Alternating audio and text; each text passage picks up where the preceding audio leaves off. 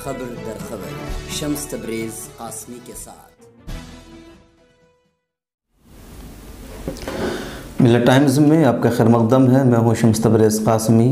हिंदुओं के जज्बात को मजरूह करने की पादाश में पाकिस्तान के वज़ीर-ए-आज़म इमरान खान ने अपनी पार्टी के एक सूबाई वज़ीर को बरतरफ कर दिया है। फ़याज़ुल हसन चौहान पाकिस्तान के सूबे पंजाब में वज़ीर इत्तलात व नशरियात थे।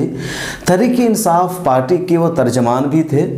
एक तकरीब में हिंद पाक के दरमियान जारी तनाज़ुर पर जज्बाती तकरीर करते हुए उन्होंने तमाम हदें पार कर दी और कुछ ऐसा कह गए जिससे दुनिया भर के हिंदुओं के जज्बात मजरूह हुए। आइए पहले सुनते हैं कि फ़याज़ुल हसन ने क्या कहा। बोल के सुन लो, गाय का यूरिन पीने वालों, हम मुसलमान हैं। यार खामोशी से सुनना, एक मिनट खामोशी से। हम मुसलमान हैं, हमारे हाथ में झंडा है मौला अली की शुजात का, हमारे हाथ में झंडा है सैयदना उमर फारूक की शुजात और हिम्मत का, हमारे हाथ में झंडा है शहीद करबला हुसैन इब्ने अली की शुजात का। वो तुम्हारे हाथ में झंडा नहीं है, वो तुम्हारे पास नहीं है। इस वजह से इस जोम में मत रहना कि तुम हमसे 7 गुना बड़े हो। इस जोन में मत रहना कि तुम्हारा जियोग्राफिया हमसे बड़ा है। जो चीज हम रखते हैं वो तुम नहीं रख सकते। बुतों को पूजने वालों। फ़याज़ुल हसन ने अपने इस बयान पर हंगामा होने के बाद माफ़ी भी तलब कर ली है। सफाई देते हुए उन्होंने कहा कि हमारा मकसद हिंदुस्तान के हिंदू थे, पाकिस्तान के नहीं। लेकिन हिंदू पाकिस्तान के हों या हिंदुस्तान के या कहीं और के, जज्बात सभी के यकसा हैं। सभी के जज्बात बराबर तौर पर मजरूह होते हैं। पाकिस्तानी मीडिया के मुताबिक फ़याज़ुल हसन इस तरह के बयानात के लिए वहाँ बहुत मशहूर हैं। इससे पहले भी वो कई मरतबा मुतनाज़ बयान दे चुके हैं। आसानी से समझने के लिए आप अपने मुल्क के यानी हिंदुस्तान के गिरिराज सुब्रमण्यम स्वामी, योगी आदित्यनाथ और साक्षी महाराज जैसों को देख सकते हैं। पाकिस्तान तहरीक इंसाफ के चेयरमैन और वज़ीर-ए-आज़म इमरान खान ने सख्त एक्शन लेते हुए पंजाब के वज़ीर आला पर कार्रवाई का दबाव बनाया और फ़याज़ुल हसन को इस्तीफ़ा देना पड़ा। फ़याज़ुल हसन की वीडियो सबसे पहले ट्विटर पर पाकिस्तान के ही एक हिंदू शहरी कपिल देव ने शेयर की और हैशटैग का इस्तेमाल किया शेख फ़याज़ुल हसन, यानी फ़याज़ुल हसन को ओहदा से बरतरफ कर दिया जाए। सार्फिन यानी ट्विटर यूज़र्स ने फ़याज़ुल हसन का साथ दिया और ये हैशटैग ट्रेंड करने लगा। ये खबर मीडिया में भी आ गई और पाकिस्तान के तमाम शहरियों के साथ वहाँ के सीनियर लीडरों ने ट्वीट करके मजम्मत की। खुद पीटीआई के कई लीडरों ने अपने वज़ीर की बदजुबानी की मजम्मत करते हुए कार्रवाई की बात की। इमरान खान ने एक्शन लेने का हुक्म दिया और उन्हें बरतरफ कर दिया गया। इधर कल ही बरतानिया से खबर यह भी आई कि वहाँ की कंजर्वेटिव पार्टी के 14 अरकान को मुअत्तल कर दिया गया। उनका जुर्म यह था कि उन्होंने माइनॉरिटी यानी मुसलमानों के ख़िलाफ़ बदजुबानी की थी, इश्तिआल अंगेज़ी से काम लिया था। अब सोचिए इस पूरे पस मंज़र में कि क्या हिंदुस्तान में भी ये सब मुमकिन है? हिंदुस्तान में भी कभी ऐसा हुआ है? कोई तारीख़ है कि किसी लीडर को मुसलमानों और अक़लियतों के ख़िलाफ़ ज़ुबान दराज़ी करने और उनके जज्बात को ठेस पहुँचाने की वजह से बरतरफ किया गया हो? या आइंदा कभी यहाँ ऐसा हो सकता है? हिंदुस्तान में ये प्रमोशन हासिल करने का तरीक़ा समझा जाता है। मुसलमानों के ख़िलाफ़ जहर उगलने वाले और मुसलमानों के जज्बात को मजरूह करने वाले पीएम, सीएम और दीगर आला तरीन ओहदों पर फाइज किए जाते हैं। मीडिया की सुर्खियाँ बटोरने के लिए ज़्यादातर सियासतदान इसी हटकंदे का हमारे यहाँ इस्तेमाल करते हैं। मुसलमानों और अक़लियतों के ख़िलाफ़ बयान देते हैं और उन्हें लगता है कि ऐसा करने से उन्हें शोहरत मिलती है। गुज़िश्ता 5 सालों के दौरान नफ़रत आमेज़ और इश्ताल अंगेज़ तकरीर की शरह में 90% का इजाफा हुआ है। एक रिपोर्ट के मुताबिक यहाँ हर 17 मिनट पर मुसलमानों और अक़लियतों के ख़िलाफ़ इश्ताल अंगेज़ बयानात बड़े सियासी लीडरान देते हैं। अपनी तकरीर में वो मुसलमानों के जज्बात मजरूह करते हैं। छोटे और गली मोहल्ले की लीडरों की तो बात ही मत कीजिए। हिंदुस्तान और पाकिस्तान की मीडिया का रवैया भी बहुत अजीब है।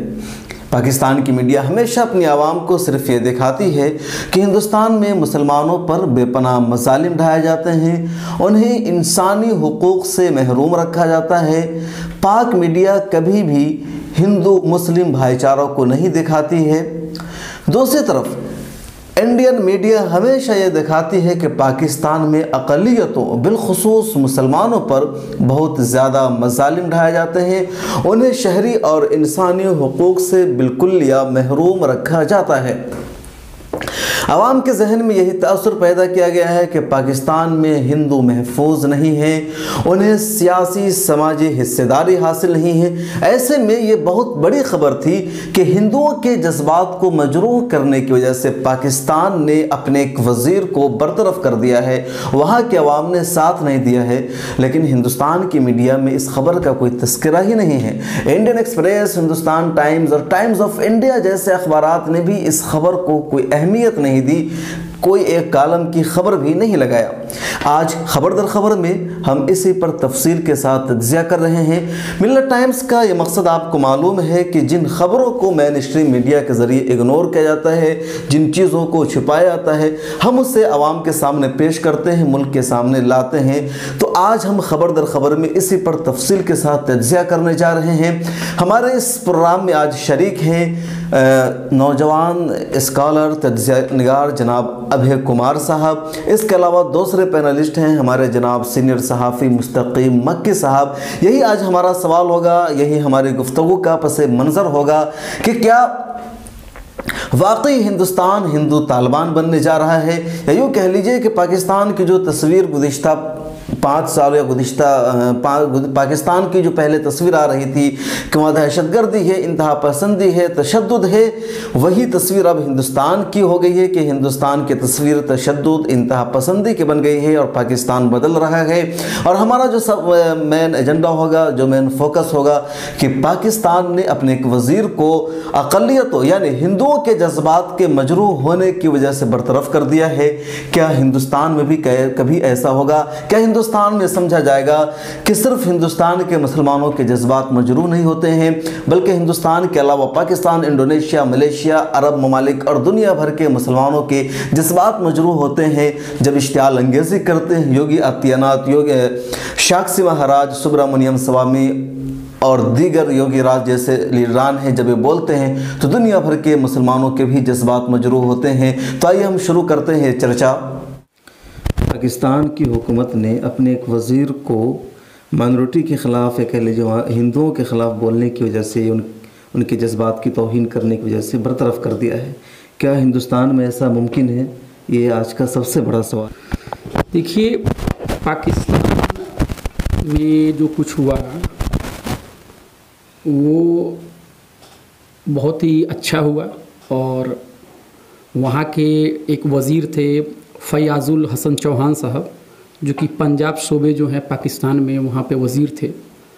और उन्होंने जब पुलवामा में जो हमला हुआ उसके बाद से जो रिश्तों में जो कशीदगी आई, उसके बाद का उन्होंने फ़ायदा उठाते हुए उन्होंने वहाँ की जो माइनॉरिटी हिंदू कम्युनिटी है, जो कि तकरीबन 2% से कुछ कम है और दूसरी सबसे बड़ी कम्युनिटी है, उसके ख़िलाफ़ उन्होंने बात की। और वो बात मैं दोहराना नहीं चाहता हूँ, आप सब लोग जानते हैं।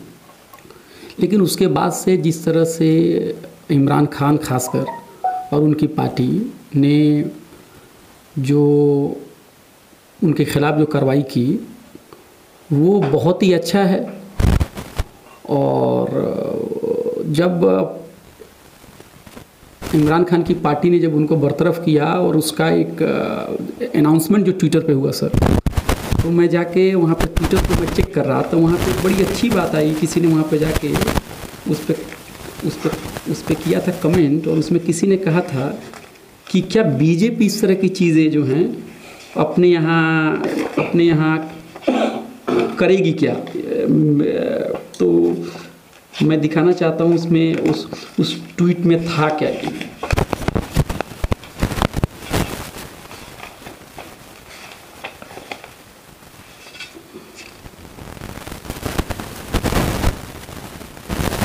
अच्छा, ट्वीट के साथ जो एक मैसेज उसमें जो लिखा गया था, उसमें लिखा गया था कि bashing someone's faith should not be A part of any narrative, जिसका मतलब ये है कि किसी भी दूसरे मज़हब के बारे में बुरा भला कहना ये बिल्कुल जायज़ नहीं है। ये बहुत ही ज़बरदस्त ट्वीट था।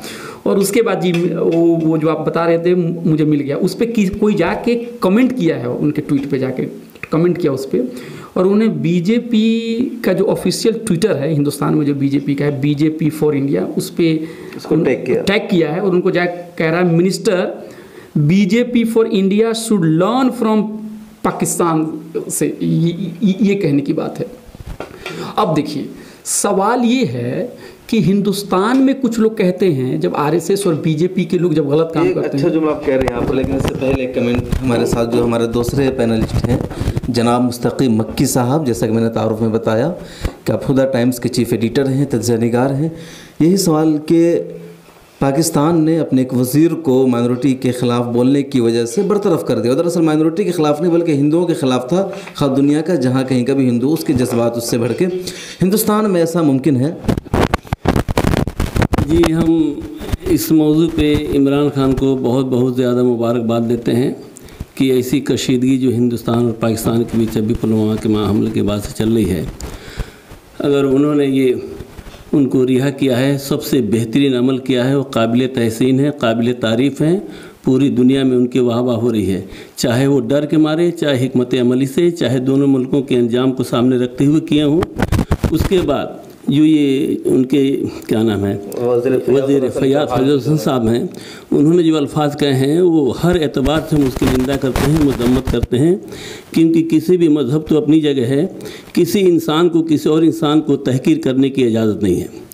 दूसरी बात यह, जहाँ पे पूरी दुनिया में ख़ास करके हिंदुस्तान में नफसा नफसी का आलम चल रहा है, एक दूसरे के काट मार नफ़रतें बढ़ रही हैं, सब लोग जो क्या नाम है जुहला हैं, जो आवाम बेवकूफ़ है, वो एक दूसरे के ख़िलाफ़ आवाज़ उठा रही है, मीडिया भी उसमें बड़ा रोल अदा कर रहा है। ऐसे मौसम में और आग में घी डालने के बराबर काम किया उन्होंने। जितनी उसकी मजम्मत करना चाहिए फैयाज़ हुसैन साहब की उतनी कम है। और ये हिंदुस्तान की जो सभ्यता है, जो कल्चर है, ये उनकी बात बिल्कुल नहीं चलेगी। जो हमारे लाखों हिंदुस्तान के हिंदू हैं, उनकी जज्बात को उन्होंने मजरूह किया है। हम उनकी तरफ से माफ़ी मांगते हैं और उनको मजम्मत करते हैं। और इस पर भी बड़ा काम किया इमरान खान ने कि उनको बरतरफ किया। बहुत अच्छा। अभय कुमार भाई, इमरान खान जब वज़ीर-ए-आज़म मुंतखब हुए तो उन्होंने जो पहली स्पीच दी थी उसमें उन्होंने एक जुमला कहा था, और जुमला दरअसल हिंदुस्तान को उन्होंने इशारों में निशाना बनाया था कि हम सिखाएंगे दुनिया को कि माइनॉरिटी के साथ कैसा बर्ताव किया जाता है। तो इमरान खान ने जो कल किया है का उस तकरीर में जो उन्होंने कहा तो उस पर वो अमल कर रहे हैं।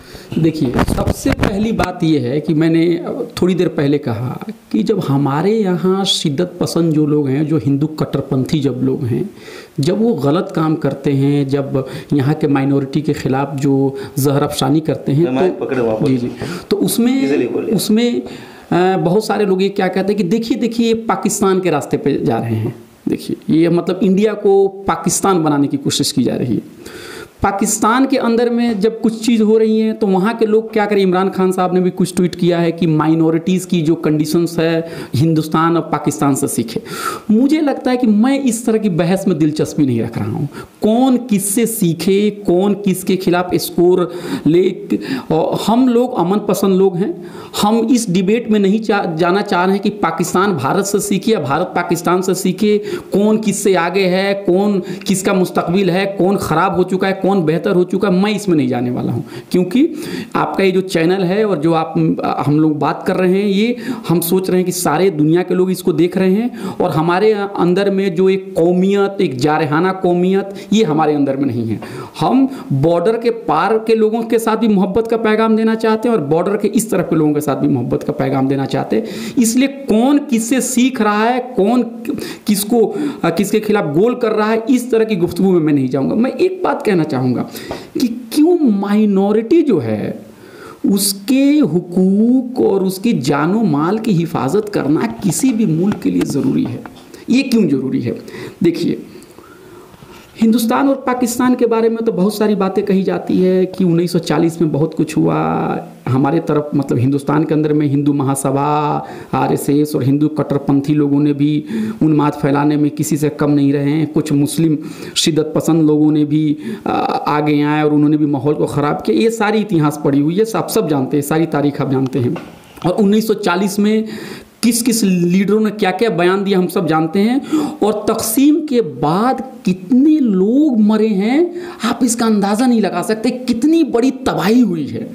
इस तबाही के बाद जब मुल्क बनता है, जब हिंदुस्तान और पाकिस्तान जब मुल्क बनता है, तो जरा एक चीज़ पर गौर कीजिएगा कि अगर मज़हब के बुनियाद पर हिंदुस्तान और पाकिस्तान को बना दिया गया और इसको बनाने के लिए दोनों तरफ से कट्टरपंथी लोग लगे हुए थे और जो मोतदिल लोग थे, जो लिबरल लोग थे, जो भाईचारगी की बात करते हैं, उनकी बात को दबा दी गई, तो आज़ादी मिलने के बाद हिंदुस्तान का दस्तूर भी सेकुलर हुआ और हिंदुस्तान के दस्तूर में भी माइनॉरिटीज़ को उनको हुकूक दिए गए।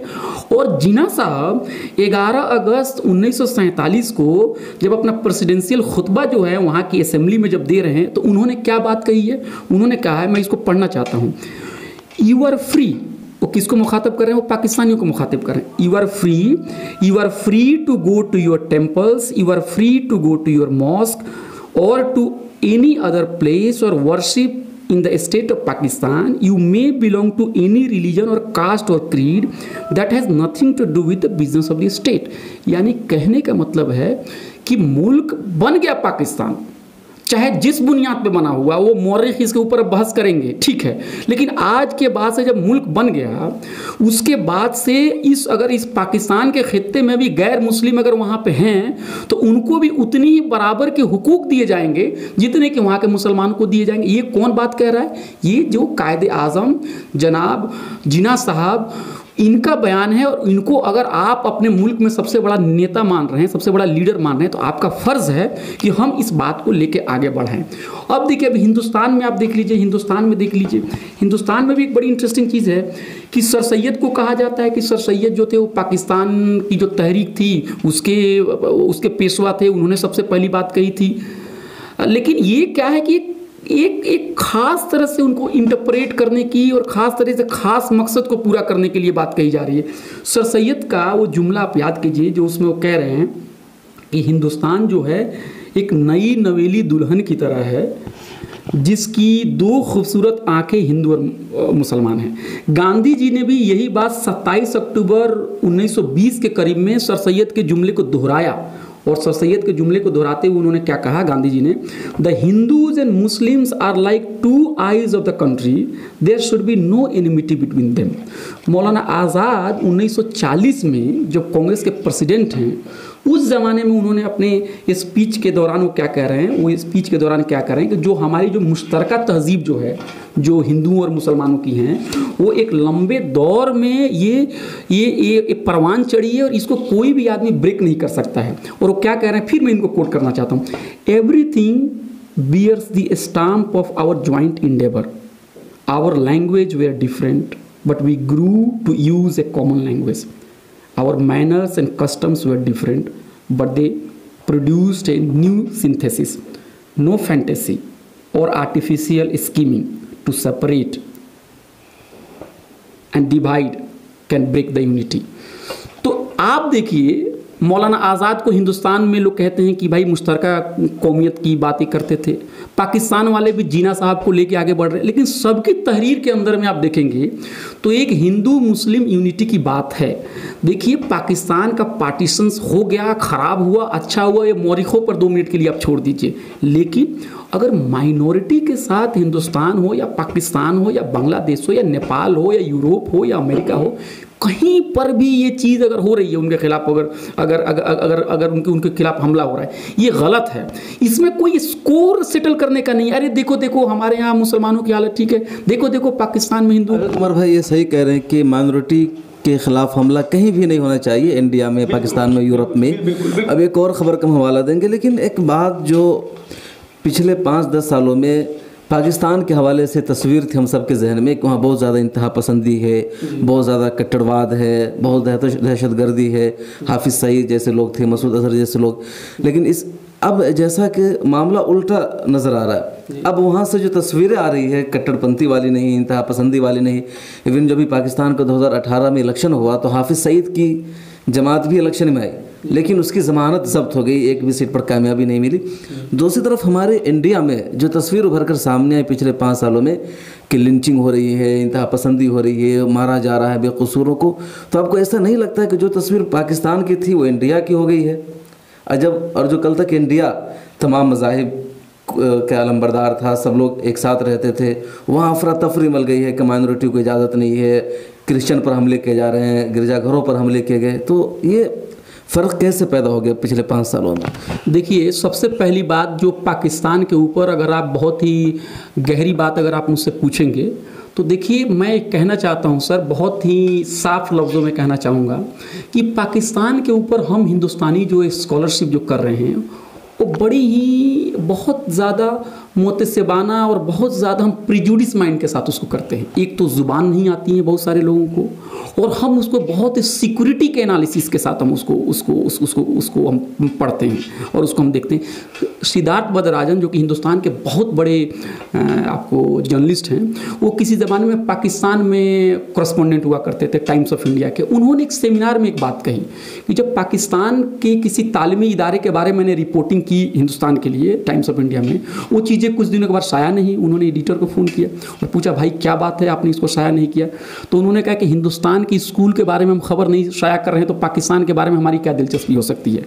तो इससे आपको अंदाज़ा हो जाएगा कि हम चाहे हिंदुस्तानी सहाफ़ी हो, चाहे हिंदुस्तानी स्कॉलर हो या पाकिस्तानी स्कॉलर हो, हम एक स्कॉलर की तरह पाकिस्तान को नहीं पढ़ रहे हैं, हम एक स्कॉलर की तरह हिंदुस्तान को नहीं हम ये कह रहे हैं। तो इसी से आपका सवाल लिंक है कि क्या पाकिस्तान के अंदर में 20-30 सालों के दौरान जो चीज़ें देखी जा रही हैं, क्या उसको इमरान खान उससे निकल के पाकिस्तान को एक खुशहाल और एक बहुत ही अच्छा पाकिस्तान बनाने के मतलब रास्ते में गामजन है? ये थोड़ा कहना मेरे लिए थोड़े लिए जल्दबाजी होगी। अगर वो ऐसा कर रहे हैं तो बड़ी खुशी की बात है, लेकिन हिंदुस्तान के बारे में मैं पूरे यकीन के साथ कह सकता हूँ। पाकिस्तान के बारे में उनकी दाखिली पॉलिसी क्या है ये मैं बहुत ज़्यादा नहीं कह सकता, लेकिन मैं हिंदुस्तान के बारे में कह सकता हूँ।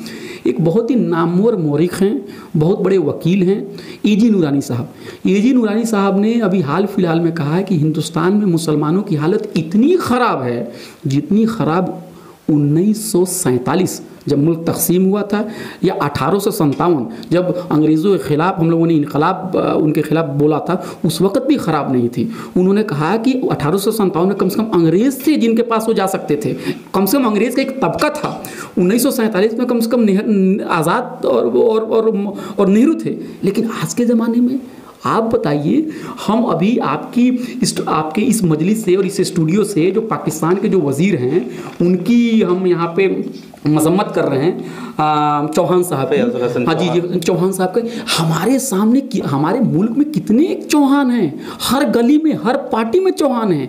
जो वज़ीर बना हुआ है, जो वज़ीर आला बना हुआ है, उन्होंने मुसलमानों के ख़िलाफ़, अक़लियतों के ख़िलाफ़ ऐसे ऐसे बयानात दिए हैं जो मैं आपके स्टूडियो के साथ उसको दोहरा के मैं किसी का दिल नहीं दुखाना चाहता हूँ। इसलिए मैं ये नहीं कहना चाहूँगा कि हम पाकिस्तान से सीख रहे हैं और पाकिस्तान हमसे सीख रहा है। इसको 2 मिनट के लिए भूल जाइए। नहीं अभय कुमार भाई, ये एक बड़ी बात है जो चल रही बहस कि मतलब यहाँ पिछले 5 सालों में आपको नहीं लग रहा कि इंतहा पसंदी बढ़ी है, तशद्दुद बढ़ा है, और जो पहले ऐसा नहीं था? ये कैसे हुआ? मैंने तो कही दिया आपकी बात से, जब नूरानी साहब कह रहे हैं कि मॉडर्न इंडिया में मुसलमानों की हालत सबसे ज़्यादा ख़राब आज के दौर में है, तो आपकी बात को तो मैं और 2 कदम आगे बढ़ा के बोल रहा हूँ कि जब से सरकार आई है, माइनॉरिटीज़ के अंदर में इतना फियर है, बगैर किसी मुबालगे के मैं कह रहा हूँ, माइनॉरिटीज़ के अंदर में फियर है, दलित के अंदर में फियर है। और एक और बात आप अपने स्टूडियो से बताइए, हमला सिर्फ माइनॉरिटीज़ के ऊपर नहीं है। रिजर्वेशन जो कि महरूम तबकात को मिलता था, उसको तरह तरह के तरीक़ों को लाके कागज़ पर भरे हुए रिजर्वेशंस रहे, लेकिन उनको रिजर्वेशंस खाने के लिए भी यूनिवर्सिटियों में चल रही है लड़ाई। वो सरकार रिजर्वेशंस खाना चाहती है। दूसरी चीज़ देख लीजिए, एक बहुत बड़ा मसला है, आदिवासी लोग जो जंगलों में और जो अलग अलग इलाकों में रहते हैं, वहाँ पे क्या हुआ है कि उनको एक ऑर्डर गया हुआ है कि जो लोग 3 जनरेशन जनरेशन से या 3 पीढ़ी से उस इलाके में रह रहे हैं और अगर अपने कागजात को पेश नहीं कर पा रहे हैं, उनको वहाँ से इविक्ट किया जाएगा। और इसमें तकरीबन 20 लाख से ज़्यादा लोग इविक्ट होने के उनके ऊपर खतरा है। किसानों की हालत क्या है? JNU जवाहरलाल नेहरू यूनिवर्सिटी जो कि दिल्ली में है, हिंदुस्तान का बहुत बड़ा यूनिवर्सिटी है जहाँ से हम लोगों ने तालीम हासिल की है, वहाँ पे 80 से 85% लोगों का ताल्लुक मुसलमानों से नहीं है। उनको बंद कराने के लिए, उन पे रोज़ हमला करने के लिए कर रहे हैं। मुसलमान बिल्कुल फ्रंट में है, लेकिन ये सरकार मुसलमान को भी नहीं छोड़ रही है, ये दलितों को भी नहीं छोड़ रही है, पसमानदा को भी नहीं छोड़ रही है, स्टूडेंट को भी नहीं छोड़ रही है।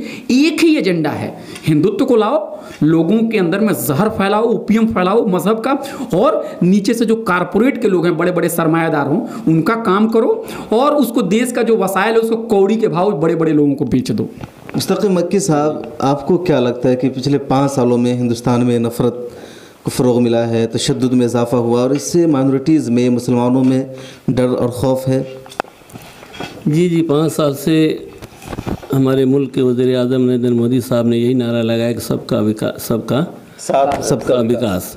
अगर इस कौल में सच्चे हैं तो बहुत सारे लोगों का इस पे कमेंट है कि इस कौल में वो सच्चे नहीं है, जो कह रहे थे उसे पूरा नहीं किया, इसलिए उनकी बातों पे विश्वास नहीं किया जा सकता, भरोसा नहीं किया जा सकता। लेकिन मैं दूसरी बात कहना चाह रहा हूँ कि जैसे कि अभी भाई ने फरमाया कि कितने चौहान यहाँ पे हैं, जैसे पाकिस्तान के जो हुआ उसको निकाला, तो एक आइडियल के तौर पे हम समझते हैं कि जैसे दोनों मुल्कों को अगर करीबी दोस्ती चाहिए और मामले को ख़त्म करना चाहिए, खून खराबा ख़त्म हो, तो जैसे एक फैयाद चौहान जो है उसने ख़िलाफ़, माइनॉरिटी के ख़िलाफ़ या हिंदुओं के ख़िलाफ़, उनके मज़हब के ख़िलाफ़ बोला, तो वहाँ की हुकूमत ने उसको बरतरफ किया। तो अगर ये अपने कौल के पक्के हैं हमारे मोदी साहब, हमारी हुकूमत जो हिंदुस्तान की है, तो जितने यहाँ पे जो उनसे भी ज़्यादा जहर उगलने वाले बड़े बड़े मिनिस्टर हिंदुस्तान में अलियम टुडे आज की तारीख में मौजूद हैं, अगर ये हिंदुस्तान में अमन और शांति PM लाना चाहते हैं हमारे, तो उनको भी वो जो काम किया है इमरान खान ने, वही काम इनको भी करना चाहिए। मैं उनको मुअद्दिबाना इल्तिमास करता हूँ PM मोदी साहब को कि जो भी जहर उगलते हैं, चाहे उसमें लेडीज़ हो या जेंट्स हो, नाम लेने की ज़रूरत नहीं, पूरा हिंदुस्तान जानता है, उनको भी बरतरफ करें, उनको अपने उनके पद से हटाएँ, ताकि उनको दूसरे लोगों को सबक मिले, ताकि कुछ अमन और शांति पैदा हो। मुझे लगता है कि आपका जो मशवरा है अगर उस पर अमल किया जाए तो सबसे पहले हमारे वज़ीर-ए-आज़म साहब को अपने ओहदे से इस्तीफ़ा देना पड़ेगा। अभय कुमार भाई, ये बताइए कि अभी मीडिया की बात कर रहे थे, दोनों तरफ की मीडिया, पाकिस्तान की जो मीडिया है, वहाँ के जो न्यूज़पेपर से आप अच्छी तरह उर्दू जानते हैं, आप देखते होंगे, तो वो लोग हिंदुस्तान के बारे में ये खबरें दिखाते हैं कि वहाँ मुसलमानों पर बहुत जुल्म हो रहा है, बहुत तशद्दुद हो रहा है। यहाँ हालांकि यहाँ मुसलमान 14% है, 80% हिंदू है ना, उनके साथ रहते हैं, और ऐसा कुछ नहीं, मेरे ख्याल में 5 से 10% लोग हैं जो इस माइंड के हैं। जो इंडिया की मीडिया है वो भी इसी तरह दिखाती है पाकिस्तान के खबर को लेकर के, वहाँ हिंदुओं पे बहुत जुल्म हो रहा है, बहुत तशद्दुद हो रहा है माइनॉरिटी पे। अब ये खबर थी, इस खबर का चर्चा हमने कहीं नहीं देखा, हालांकि एक बड़ी खबर थी मिसाल देने के लिए, बताने के लिए कि पाकिस्तान ने एक ऐसा कदम उठाया है, हिंदुस्तान में भी इसको अपनाया जाए। इसकी वजह बहुत ही सिंपल है, जो मैंने अभी पीछे मैंने आपको ये बात बताई थी, ये सिद्धार्थ बदराजन साहब की, कि अगर हम पाकिस्तान के ऊपर या बांग्लादेश के ऊपर या किसी मुस्लिम ममालिक के ऊपर अगर हम खबरों को अगर तरजीह दे रहे हैं अगर अखबार में, तो मनफी खबरों को ज़्यादा वो करते हैं सेलेक्ट, मनफी खबरों को। मुस्बत जो खबरें होती हैं, जो पॉजिटिव स्टोरी होती है, उसके लिए जगह कम होती है, तो जो मनफी जगह, जो बैड स्टोरीज़ हैं, उसके बारे में वो जगह वो ज़्यादा होती है। अब एक चीज़ मैं बता रहा था, एक सिंपल सा एग्जाम्पल दे रहा हूँ। जैसे आजकल आप देखेंगे कि मैं जो RSS के और उनके भी जो न्यूज़पेपर्स के जो लोग हैं, वो जो RSS और उनका जो ऑर्गेनाइज़र और ये सब जो चीज़ें निकलती हैं, उनको भी मैं देखता हूँ। आप कभी भी नहीं देखेंगे कि पाकिस्तान में कुछ अच्छा हो रहा है। अगर मुसलमानों के तईन से कुछ खबर आ रही तो हमेशा निगेटिव ही खबर आ रही है। तो अभी अब देखिए, अब दहशतगर्दी से भी जोड़ के देखिए। मैं मानता हूँ कि सबसे पहले दहशतगर्दी क्या है, इसको कोई डिफाइन करने के लिए सामने नहीं आ रहा। अगर आपको लग रहा है कि जहाँ पर भी खून खराबा हो और मासूमों का खून बहा दिया जाए, ये अगर दहशतगर्दी है, इसका अगर एक मोटा मोटी अगर इसकी इस्तिलाह है, इसके डेफिनेशन से है, तो अगर आप पाएंगे तो ये इस तरह के खून खराबे करने वाले हर कम्युनिटीज़ के अंदर में, हर के अंदर में, मैं नाम नहीं लेना चाहता हूँ, लेकिन आप देखेंगे कि जो मुस्लिम समाज में जो पैदा हुआ है, जो जिसका इस्लाम से लेना देना है, जन्म से लेना देना हो, अगर मानने वाला होता तो इस तरह की चीज़ें नहीं करता। अगर मान लीजिए कम से कम पैदा हुआ इस्लामिक सोसाइटीज़ में, अगर उनके हाथों से अगर कोई चीज़ें हो जाती है तो उसको बढ़ा चढ़ा के दिखाया जाता है। ये सिर्फ इंडिया की बात नहीं है, ये ग्लोबल फिनोमेना है। इसको हम लोग अंग्रेजी में बोलते हैं इस्लामोफोबिया। अब पता नहीं आप लोग उसको इस्लामोफोबिया बोलते हैं उसको। तो इस्लामोफोबिया का मतलब क्या है कि आपको किसी भी आदमी की छवि को ख़राब करना है। अगर शम्स तबरेज़ साहब अगर जामिया के इलाके में एक स्कूल चला रहे हैं और बच्चों को तालीम दे रहे हैं या जर्नलिज्म कर रहे हैं तो ये खबरें बहुत दिलचस्पी वाली नहीं है। लेकिन शम्स तबरेज़ साहब ने अगर कोई एक लाइन कह दिया किसी दिन जज्बात में आके, या गलत तरीके से ही कह दिया, किसी दूसरे मज़हब को ठेस पहुंचा दिया, ये बड़ी खबर बन जाती है। और एक और दिलचस्प बात है, एक चीज़ आप गौर कीजिएगा, मुस्लिम के बारे में, चाहे मुस्लिम कहीं भी रहे, वो एक लोकल सब्जेक्ट, लोकल इश्यूज भी है और एक ग्लोबल इश्यूज भी है। अब देखिए कैसे एक लोकल इश्यूज है और एक ग्लोबल इश्यूज है। जैसे मान लीजिए कि फ्रांस में कोई मुस्लिम किसी गरीब इलाके में रह रहा है, स्लम्स में रह रहा है, तो अगर पुलिस जाती है और 4 मुसलमानों को पकड़ लेती है पिस्तौल के साथ या गलत काम करते, वो जराइम पेशा है, हो सकते हैं वो भी जराइम पेशा हों, तो वो जो आदमी जो कल तक गिरफ्तार नहीं हुआ था तब तक वो मुस्लिम 4 मुसलमान लोकल था, उसकी कोई शिनाख्त नहीं थी, उसकी कोई औकात नहीं थी, उसकी कोई बिसात नहीं थी, कोई उसको नहीं जानता था। लेकिन जैसे ही 4 लोगों को आपने गिरफ्तार किया, वो खबर हो गई local, that 4 people are now identified as global. दूसरी तरफ अगर उसी स्लम के बगल में किसी एलीट इलाके से अगर 4 गैर मुसलमानों को गिरफ्तार किया जाता है, 4 नहीं 8, 4 गन के बजाय 10 गन के साथ भी अगर गिरफ्तार किया जाता है तो वो खबर लोकल ही रहती है। उसको आप देखेंगे 3 नंबर पेज पे भी आएगी। अगर मैं मुस्लिम नहीं हूँ और अगर मैं किसी जराइम पेशा और किसी जराइम में अगर मुझे गिरफ्तार किया जाता है तो वो खबर 3 नंबर पे होती है। लेकिन अगर मैं मुस्लिम हूँ और मैं जराइम पेशे के किसी चीज़ में मुलविस पाया जाए तो वो 1 नंबर की स्टोरी होती है। अगर कोई मुसलमान ने मुस्बत खबर की काम किया, वो 1 नंबर की खबर 7 नंबर पर चली जाती है। और अगर गैर मुस्लिम थोड़ा सा भी कोई अच्छा काम करते तो 7 नंबर की चीज़ 1 नंबर तो एक पे आ जाए। ये इस्लामोफोबिक एक है डिस्कोर्स, और ये हमारे यहाँ मुसलमानों के खिलाफ हो रहा है। हो सकता है किसी समाज में अगर कोई समाज में अगर मुस्लिम ही अगर अक्सरियत है तो हो सकता है उसमें एक मसलक को बुरा दिखाया जाए, एक खास मसलक को अच्छा दिखाया जाए। एक टेक्निक है जिसका इस्तेमाल हम अलग अलग जगह पे अलग अलग तरीकों से करते हैं। अंग्रेज़ भी यही काम हम हिंदुस्तानियों के खिलाफ किसी ज़माने में करते थे। जितने भी मुजाहिदे आज़ादी हैं आप देखिए उन्होंने कितने साल जेल में गुजारे हैं। भाई कोई आदमी अगर जेल में जाए तो इसका मतलब वो तो लॉ एंड ऑर्डर और समाज और पुलिस की निगाह में वो जराइम पेशा है। गांधी जी जेल गए, तिलक जेल गए, जवाहरलाल नेहरू जेल में गए। आपको कौन कौन लोग जेल में, मौलाना आज़ाद जेल में गए, कौन लोग जेल में नहीं गया है? तो जी हजरत मोहानी को देख लीजिए, 2 पर्चा निकलता था। आप जैसे सहाफ़ी हैं, हजरत मोहानी भी बहुत बड़े सहाफ़ी थे, इनकलाब जिंदाबाद बोलने वाले। 2 महीना पर्चा निकलता था, 4 महीना जेल में रहते थे। जी तो ये मैं कह रहा हूँ, इसको एक ख्याल रखने की ज़रूरत है कि मीडिया जो है इसका बहुत ही निगेटिव रोल है, मैं आपको बता रहा हूँ। इसलिए आप जैसे लोगों को सामने आने की ज़रूरत है, जो खबरें हैं, जो सही खबरें हैं, उसको सामने लाना। बहुत अच्छी बात की यहाँ पर अभय कुमार नाजरीन कि जो एस्टेब्लिशमेंट के ख़िलाफ़, लॉ एंड ऑर्डर के ख़िलाफ़ जिन लोगों ने आवाज़ उठाई उसको हर दौर में जेल में डाला गया है। जिस तरीके से आज इस तरह जो लोग करते हैं उनको जेल में डाल दिया जाता है और कहा जाता है कि दहशतगर्द हैं। इसी तरह तो अंग्रेज़ों के ख़िलाफ़ आवाज़ उठाई थी महात्मा गांधी ने, नेहरू ने, मौलाना अबुल कलाम आज़ाद ने, भगत सिंह ने, उनको भी जेल में डाला गया था। तो वाकई एक नई बहस खुलकर आई कि दहशतगर्दी की तारीफ़ क्या है।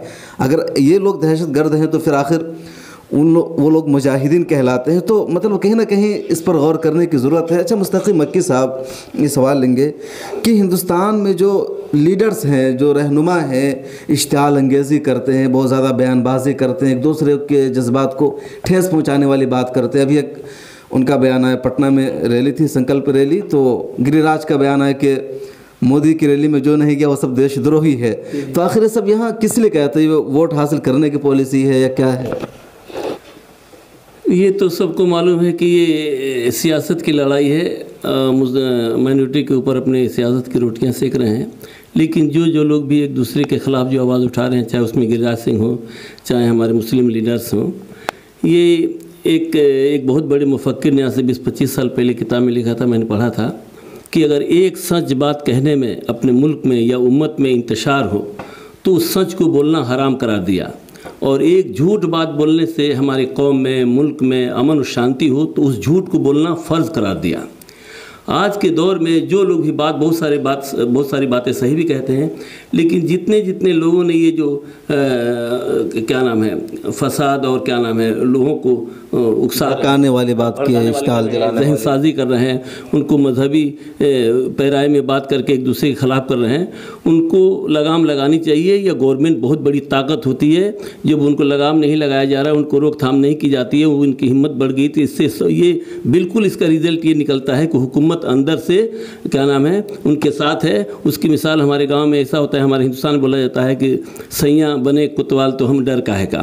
वो इसलिए ढीठ इसलिए हो गए हैं कि उनको मालूम है कि हमें कुछ नहीं होगा। सही कह रहे हो। तो ऐसा हुआ कई मरतबा कि उधर वज़ीर आज़म साहब ने लिंचिंग की मजम्मत की और उसके कुछ देर बाद हादसा पे अभय कुमार भाई, एक जैसा कि उन्होंने बताया कि यह कहा जाता है कि यहाँ वोट का एक फेसबुक पे बड़ा अच्छा कमेंट भी मैंने पढ़ा किसी का कि अगर बगल में पाकिस्तान और देश में मुसलमान ना हो तो इनकी दुकान नहीं चलेगी। मतलब इनका जो वोट बैंक है इसी से तैयार होता है। आजकल देशद्रोही का बड़ा वो चला हुआ है कि ये क्या देशभक्त है, ये देशद्रोही, इसका क्या मतलब होता है? मतलब क्या उसका पैरामीटर है, क्या क्राइटेरिया है जिसकी बुनियाद पर तय किया जाता है कि कौन देशभक्त है, कौन देशद्रोही है? देखिए, देशद्रोही, देशभक्त ये जो है ये बहुत ही सोची समझी एक साजिश है, इस तरह का एक प्रोपेगेंडा फैलाने का। मोदी हुकूमत जब इस बार आई तो उसने ये मान लिया था कि एक उनके पास 2-3 ऐसे हथियार होने चाहिए जिसमें वो जब चाहे तो अपने मुखालिफिन को चुप करा दे।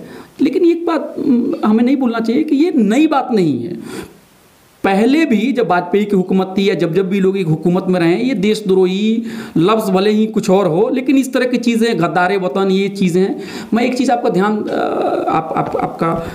आपके जो सामीन और नाजरीन है उनका मैं मबजूल कराना चाहता हूँ। 1960 के दहाई में जनाब गोलवरकर, जो कि आरएसएस के मतलब सरसंघचालक थे, जो दूसरे या तीसरे जो थे, वो उनके ज़माने में उन्होंने एक किताब लिखी थी, बंच ऑफ थॉट्स।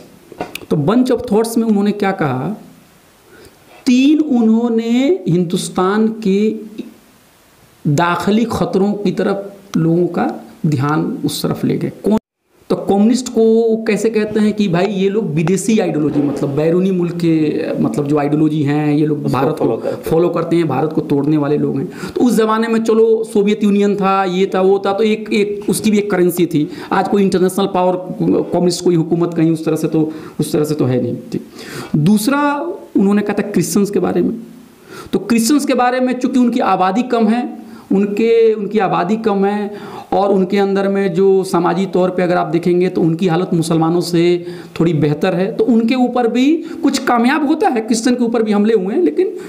लेकिन उन्होंने जो तीसरा सबसे बड़ा उन्होंने कहा था दुश्मन, वो कहा था मुसलमानों को। और मैं आपको बताऊं, मैंने एक मजमून भी लिखा था, अभी अररिया में कुछ ज़िमनी इंतखाबात हुए थे, कुछ 1 साल पहले की बात है। सरफराज, उस ज़माने में बीजेपी के साथ किसी लीडर ने वहाँ पे जाके किसी ने बयान दिया था कि अगर बीजेपी के कैंडिडेट हार जाता है और बीजेपी का जो मुखालिफ कैंडिडेट सरफराज साहब अगर जीत जाते हैं तो ये मिनी पाकिस्तान बन जाएगा। तो मिनी पाकिस्तान बन जाएगा। जब मिनी पाकिस्तान की बात उन्होंने कही तो मेरे दिमाग में बात ये आई कि ये मिनी पाकिस्तान वर्ड तो बहुत सुना हुआ वर्ड है। मैं बता रहा हूँ, मेरा ताल्लुक चंपारण से है। चंपारण के पास एक छोटा सा एक छोटी सी जगह है जिसको हम लोग बोलते हैं ढाका।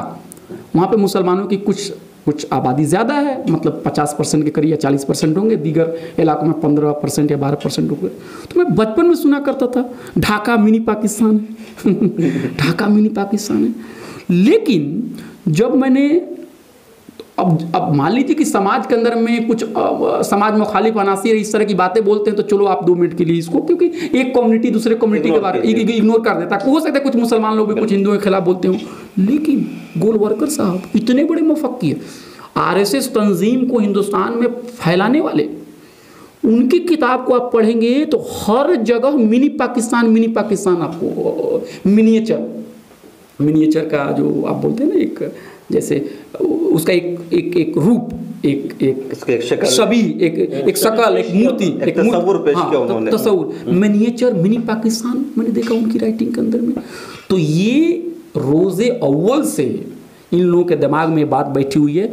और लिखिए दिलचस्प बात देखिए, नाथूराम गोडसे ने जिन्होंने गांधी जी की हत्या की 1948 में 30 जनवरी को 5 बजे जाकर जो गोली उनको मारी, उनकी उसके बाद जो उनकी एक किताब छोटी सी आई है, वाई आई असैसिनेटेड गांधी, उसके अंदर में उनका क्या इल्ज़ाम है कि उन्होंने गांधी को मारा। गांधी एंटी हिंदू थे, कांग्रेस पार्टी जो थी वो एंटी हिंदू थी, मुसलमानों की पार्टी थी, और मुसलमानों के ऊपर बार बार कहना कि खिलाफत आंदोलन के दौरान, तहरीक के दौरान जो मौलाना आज़ाद और गांधी जी सब लोगों ने जो एक इस्तेमाली जो ताकतें थी, जो ब्रिटिश हुकूमत थी, उनके खिलाफ एक लोहा लिया, उसको कहते हैं अरे इससे ये तो आप मुसलमानों को गलत दिशा के तरफ लेके जा रहे हैं। तो ये रोज़े अव्वल से अपीजमेंट, एंटी नेशनल, मुसलमानों का एक, अगर मैंने बहुत ही बाजारू इस्तेमाल करूँ तो दलाल टाइप के लोग हैं, इस तरह की चीज़ें ये उनकी किताब में, इनकी सोच में रही है। अब हुआ क्या है इस बार मोदी जी के ज़माने में, क्या हुआ है कि बहुत बड़ी अक्सरियत के साथ ये लोग आए हुए हैं, और मोदी जी का काम करने का स्टाइल भी बहुत ही जारहाना है। थोड़ा वाजपेयी का 40-50 साल का थोड़ा सा उनका एक्सपीरियंस था, तो उनको थोड़ा सा उनकी स्टाइल में और इनके स्टाइल में, पहली बार एमपी बने हुए, पहली बार आए हुए, इनकी बिल्कुल टीम अलग है। जो पुराने लोग थे उनको उन्होंने बाहर करके उनको सब कुछ हर जगह मोदी, कोई कहता है कि 1.5 लोगों की सरकार है, कोई कहता है 2.5 लोगों की सरकार है। तो इस एजेंडे को लेके आए हुए हैं, और आप देखिएगा कि धीरे धीरे जितनी भी चीज़ों को उन्होंने इम्पोज किया मीडिया के जरिए, नहीं आपको एक करना है, आपको एक करना है, वो सारी चीज़ें 2 दिन के बाद सामने आ जाती है। नोटबंदी के ज़माने में क्या चल रहा था, उसमें चिप लगा हुआ है तो ज़मीन के अंदर रुपया जाएगा तभी सैटेलाइट पकड़ लेगा।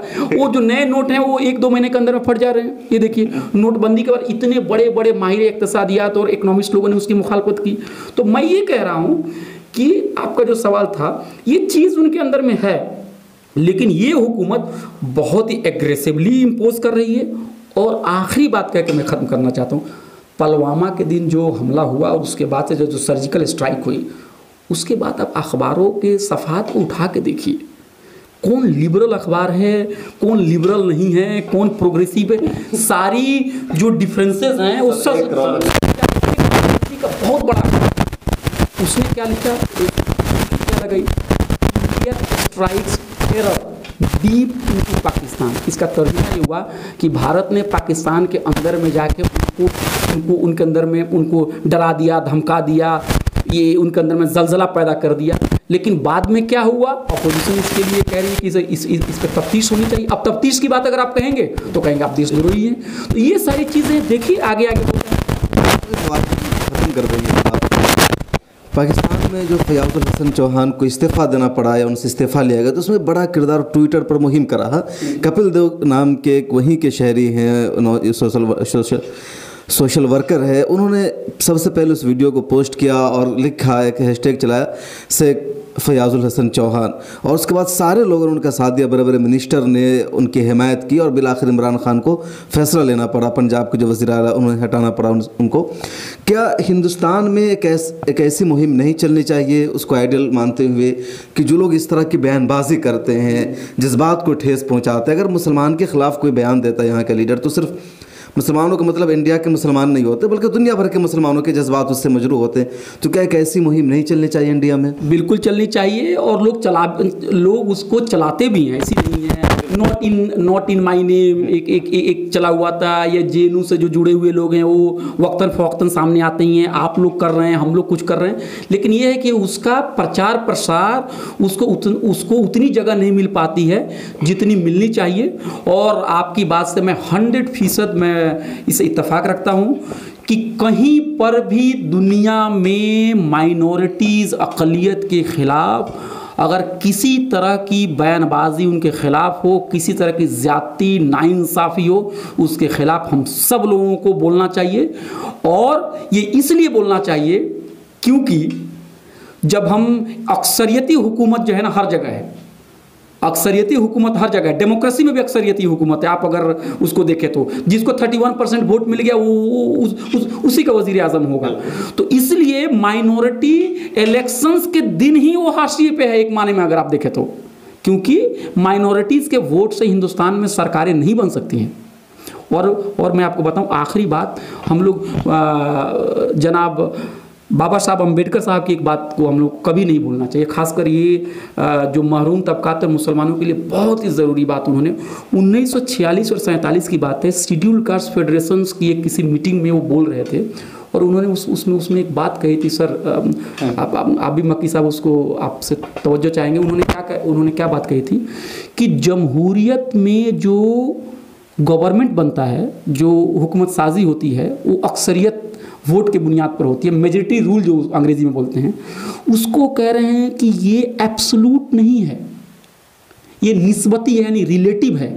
हमने किसी को वजीर आज़म बना दिया, किसी पार्टी को इक़्तिदार में ला दिया, इसका मतलब ये नहीं है कि वो जो चाहे वो कर दे। उसको माइनॉरिटीज़ के जो व्यूज़ हैं उसको वो बिल्कुल तोड़ नहीं सकता है। उसको ये नहीं कह सकता कि हम इस बात को हम उनको नहीं मानेंगे। और मौलाना आज़ाद की एक आखिरी बात में ये बोल के मैं ख़त्म करना चाहूँगा। कांग्रेस के इजलास में 90s 40s में उन्होंने इस बात को साफ साफ कहा है कि अक्सरियती तबका के हुकूमत में आने का मतलब ये नहीं है कि आप माइनॉरिटी के बारे में सब कुछ तय करेंगे। और उन्होंने ये बात कही है, उन्होंने 1940 में कांग्रेस के प्रेसिडेंशियल स्पीच देते हुए कहा है, what are the necessary safeguards for the protection of the rights and interest of the minorities, these judgement rest with the minorities and not with the majority. The safeguards must therefore be formulated by their consent and not by their majority vote. यानी elections जीतने का मतलब नहीं है कि आप कुछ भी कर देंगे। इलेक्शन जीतने का मतलब नहीं है कि आप मुस्लिम पर्सनल लॉ बोर्ड से बात नहीं करेंगे और 3 तलाक के ऊपर आप कुछ भी करेंगे। बिल्कुल नहीं करना चाहिए। अगर आप एक कर रहे हैं और माइनॉरिटी को कॉन्फिडेंस में लेकर नहीं चल रहे हैं तो ये समाज के जो ताना बाना है उसके अंदर में एक सिस्टम के खिलाफ आप जाएंगे और उसके बहुत ही मनफी जो असरात होंगे। और हम लोग ये नहीं ऐसा करना चाहते हैं। फिर सर सैयद के ऊपर की बात पे जाएंगे कि ये जो हिंदुस्तान है ये यहाँ पे एक नई नवेली दुल्हन की तरफ है जिसकी 2 आंखें हिंदू हैं और एक आंखें हिंदू है और एक आंखें मुसलमान है। आपका आखिरी कमेंट क्या होगा?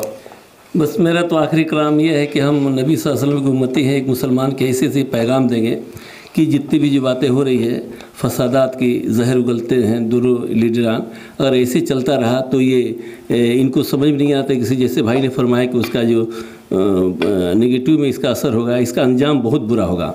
तारीख देख के उठा के देख लीजिए, बड़े बड़े हुक्मरान बड़ी बड़ी ताकतवर आए और उन्होंने अपने ताकत का बेजा इस्तेमाल किया, रिजल्ट उस मुल्क को बर्बाद किया और सियाह हरफों में उनका नाम लिखा जाता है। इसलिए हमारी हुकूमत से दरख्वास्त है कि जितने भी सबका साथ सबका विकास वाली बात पे अमल करें और जो लोग भी हुकूमत के ख़िलाफ़ और मुसलमानों के ख़िलाफ़ और माइनॉरिटी के ख़िलाफ़ और एक दूसरे के ऊपर जहर उगलते हैं उनको रोक लगाए, लगाम लगाए, वरना अंजाम इसका अच्छा नहीं होगा एक इंसान के हैसियत से। दूसरी एक आखिरी बात मैं कहना चाह रहा हूँ मैं कि बहिस्सत इंसान के अगर हमारे हाथ में ताकत है, मेरे पास ज़ोर है, क़ुव्वत है, मिज़ाइल है, हाइड्रोजन बम है, हम जिससे चाहे जो कर सकते हैं, हमारा कोई बाल बेका नहीं कर सकता।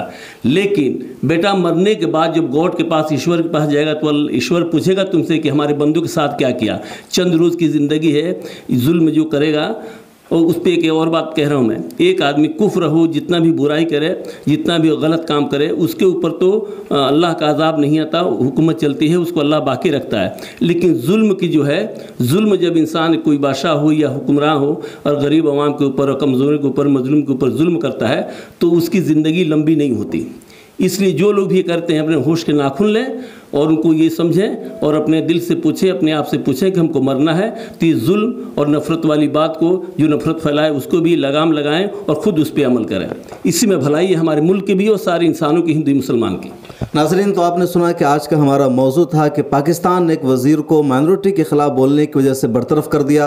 क्या हिंदुस्तान में भी ऐसा कभी हो सकता है? हिंदुस्तान में आम रवायत यही है कि यहाँ ऐसा करने वालों को प्रमोशन दिया जाता है, उन्हें वज़ीर आज़म, वज़ीर वज़ीर आला और दीगर मिनिस्ट्री का ओहदा तोहफे के तौर पर पेश किया जाता है। आप इस बारे में क्या सोचते हैं, क्या समझते हैं, हमें अपनी राय से ज़रूर आगाह कीजिए। कमेंट बॉक्स में अपना रद्द अमल लिखिए।